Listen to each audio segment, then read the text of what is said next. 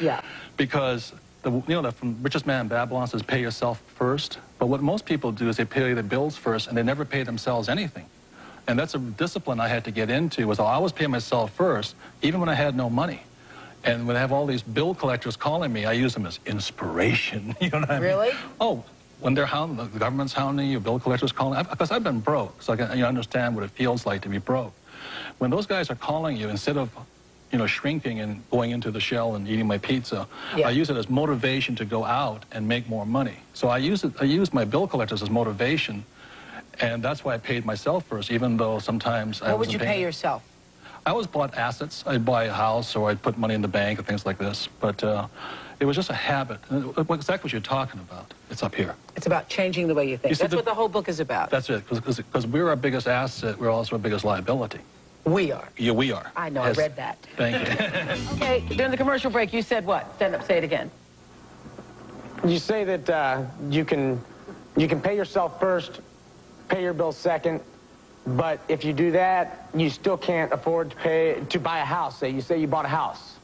How am I going to get somebody to loan me the money to buy a house when I can't fully pay my bills as I'm paying them now? When I'm paying the minimum payment, let's say that.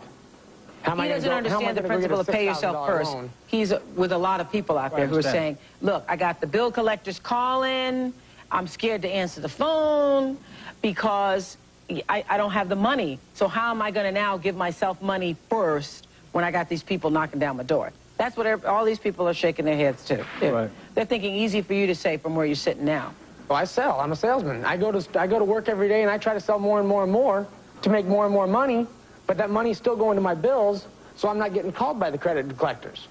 One thing that Paul said right there, he starts a home-based business. The tax laws are written against, tax laws are not equal. And if you want, what I'm saying is got to get educated here. So the tax laws are not equal. So if you're an employee and you work harder and harder, the government's going to take 50% no matter what. So by being a business owner, which is Paul did, he has tax advantages that the middle class and poor do not have. The taxes are the biggest expense in your life as a salesman.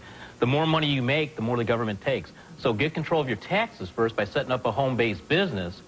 Take that tax savings now, pay down debt, and buy more assets in the real estate. And you said, well, I've got credit problems. I'm not going to be able to get a loan. Find a motivated seller. Find owner financing. There's all kinds of opportunities out there. Most of society, though, will watch this show and then they'll go back to just sitting at home at night. You really have to change what you're doing in your life. If you're not happy where you're at financially, you've got to do something drastically. Just saving money and investing is not enough. There is a complete mindset that goes on. I think that's what these people who came... Paul was saying, because we all have the mentality in this country, right. You work harder, it will pay off in the end. It does not, because the government always gets theirs. Right, yeah. and then the real estate is the least taxed income you can get. So when my wife and I were struggling, we saved $6,000, we bought that house. Thing went from $46,000 to $105,000. We had $50,000. But I think when people think of real estate, they think about the house that they would want to live in. So you start out buying something that you wouldn't necessarily want, and you use that to build more income. And that's what she did. She bought 7. Build more income. That's my idea. I want to buy a 3-flat, live in the basement, rent off the top two apartments, Good, and thinking. Have them pay my mortgage for me. Good. But I still need to come up with the original capital to buy the place. That starts with paying yourself first. Hey, Oprah. See, that's what people should be teaching in school, because I swear to you, we've all been taught, be responsible, pay your bills first so that the people don't, call you or not harassing you and so forth. What were you going to say, Paul? I would say I was doing with the real estate what Robert's talking about, but for $300, I set up a home-based business.